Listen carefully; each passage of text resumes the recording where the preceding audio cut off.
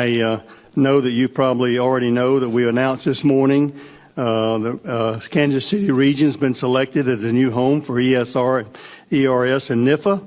And throughout the process, I've emphasized that this should never be construed in any way, shape, fashion, or form as a decision based on the jobs being done by our ERS and NIFA employees.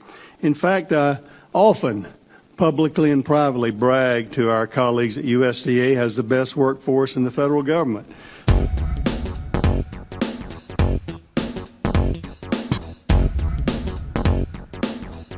I'm going to jump a little bit forward. I'm going to assume, let's say magically that Joe Biden wins the presidency and Senator Harris becomes Vice President Harris. What I think she would be best at, what I actually think makes her more qualified than some of the other people, someone, once Biden takes office, is going to be tasked with going through this entire administration with a fine-tooth comb and basically expunging all the Trumpists. Like getting rid of the Ba'ath Party in Iraq. Like somebody's got to go through and find all of these incompetent, unqualified, corrupt, white nationalist supporting people that Trump has burrowed into our State Department, burrowed into our Justice Department. And I think Senator Harris would be fantastic at finding those people and removing them because she'll have the skill set to not only get rid of the officials and the bureaucrats, she can help us impeach some of these judges, these underqualified judges that Donald Trump has managed to push in. So I think that actually was one of the things that I think about. Should she become vice president, she would be better at than any of the other top candidates that Joe Biden was looking at.